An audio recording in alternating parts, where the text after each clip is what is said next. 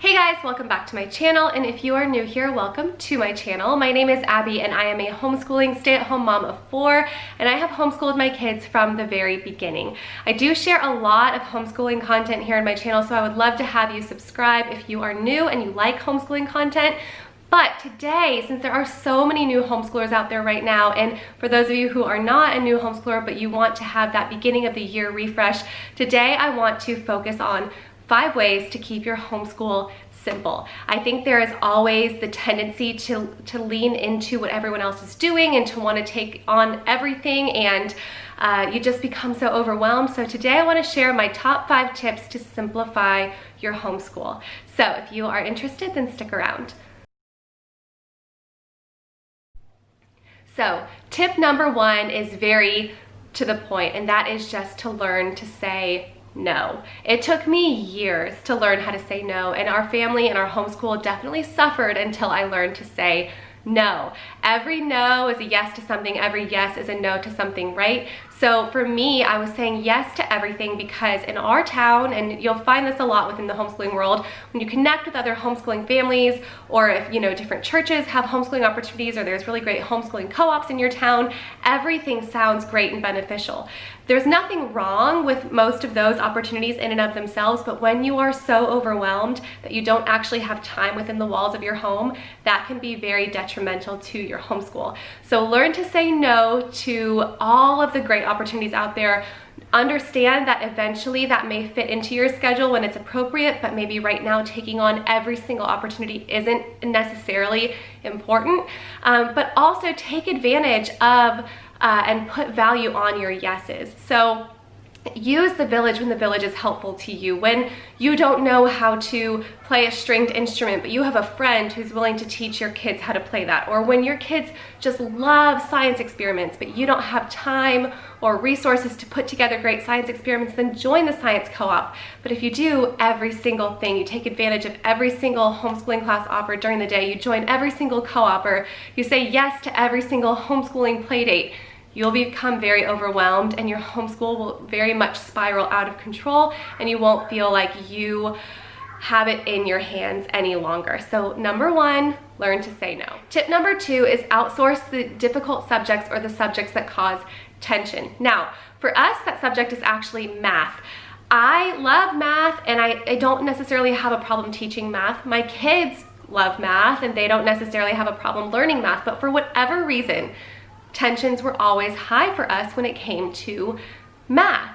So learning to outsource that subject, finding a great program that fit that need for our family, not only took away those tensions and a lot of the regrets, that I would have in our homeschool day just for my attitude or how that provoked them and their attitude, but it also gave me really important one-on-one time with my other kids while certain kids were sitting on the computer doing their math that I wouldn't have otherwise had. So taking advantage of those subjects and those opportunities is really important and very, very beneficial to your family. So like I said, for us that was math, and the math we chose and we've been going with for years is teaching textbooks. Now, teaching textbooks actually sponsored today's video, so I'm excited to share a little bit more about them today and also how that has been so very beneficial to our homeschool. So one of my absolute favorite things about teaching textbooks is their free trial. You can try the first 15 lessons of any and all levels that they offer for free, no credit card required, all by signing up for the free trial on their website that I have linked down below. You have as much time as you need to try all 15 lessons. There's no time restrictions. And then once you've done those 15 lessons, if you do end up choosing to purchase a subscription on your own, they'll transfer all of those lessons over to your subscription so that your children's work was not lost, which I think is amazing. So I'm going to show you the inside of the Math 7 trial. This is the student section. My kids love the buddies and the wallpapers.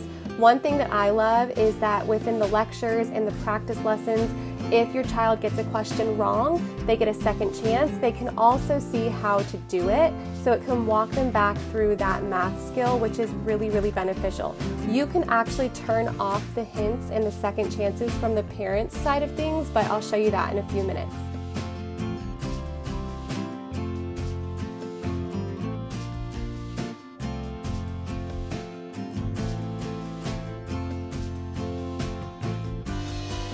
So from the settings bar, when you're logged in as a student, you can select your buddies, you can change your wallpaper, you can also choose whether or not you want to have the buddy sounds on or off, and if you want to have the hint, sparkle, and sound on or off, so your kids can choose whether or not that's distracting them. In the gradebook, it shows you the total number of problems, the number completed, the number correct, and the percentage score. This is on the students section gradebook. You can also see all of these from the parent section. Again, I'll show you this in a little bit.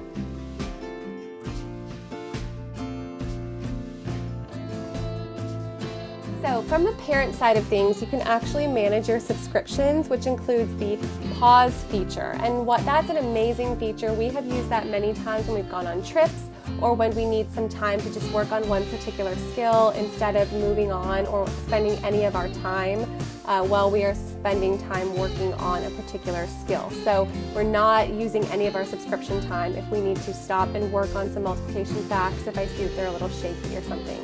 You can also view and print their grades, which is helpful if you're having to do any record keeping. And this is my favorite part, the printable ebook.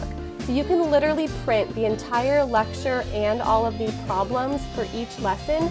And this is really great if you have kids who need to kind of do this by hand a little bit instead of just seeing it on the screen, if they want to review some things, or if you want to see them work in front of you instead of having them work on the computer screen and just seeing their grades. So we actually use the printable ebook quite often.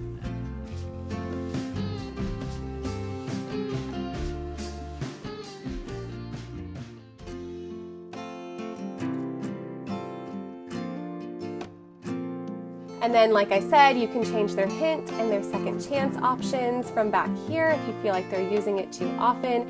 And you can contact Teaching Textbooks for help, which also includes tutoring if you believe your kids need some tutoring with teaching textbooks.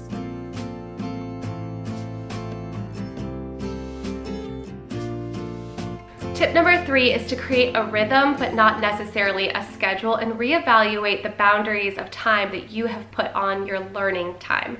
So the reason that a rhythm is more important than a schedule is just because every single day a different situation could pop up that could throw you off of a perfectly timed schedule, and then it's really hard to pick up and move on. When your kids and you are more used to a rhythm and a routine versus a minute-by-minute schedule, you can stop when necessary and you can pick right back up where you were when things disrupt your homeschooling day, or if appointments come up, or if an important phone call happens, or if a child is needing more attention in a certain area. You can then kind of press pause on the intensity of the schedule and just kind of lean into the rhythm, and it gives so much more grace to your day. So create a rhythm and not a schedule, but also really reconsider the boundaries that you've placed on what is learning time and what is not learning time. For example, a lot of our nature walks are done in the evenings. A lot of our reading is done in the evenings. A lot of times my kids respond better when their dad comes home and they work on certain subjects with their dad. So one of the perks of homeschooling is that you don't have to stick to an 8 to 3 homeschool schedule. You can get some subjects done in the morning, you can take a break, you can spend some time working on your house or working on projects together, or going to appointments, whatever is necessary, and then you can pick back up in the evening and you can just enjoy some more peaceful learning time as a family in the evening or on a Saturday or outside of the boundaries that we're not constricted. Tip number 4 is incorporate the home life and your family culture into your school days. So for me, and I know that this is very true for so many of you as well, a well-functioning home is going to be the biggest benefit to a good school day. So I cannot really function if I'm seeing clutter. I cannot focus if there's a lot of distractions.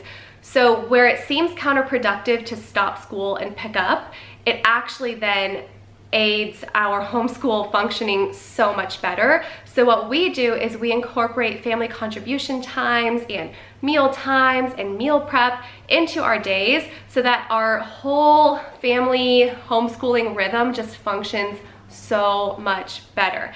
And my husband is aware also that the best way he can support our homeschool is not by asking the kids to show him their work or by, you know, helping me do some planning, because he's not here, so that's just not logical.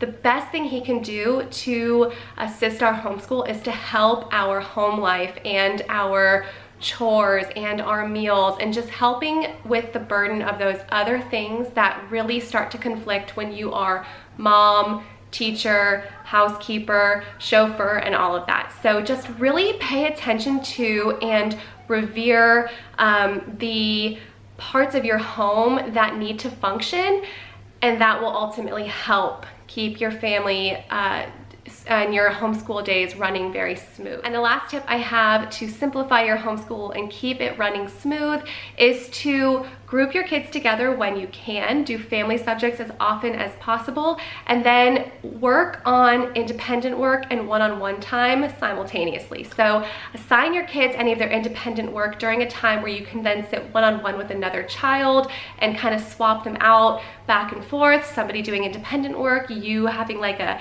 you know, doing a one-on-one lesson with another child, and also really take advantage of subjects that can be done together. We love our morning basket time. I throw in so many science and history and poet and composer and all those things into one basket, and my kids' age range is totally different. Like I've got a 3-year-old, I've got a 6-year-old, I also have an 11-year-old and a 9-year-old.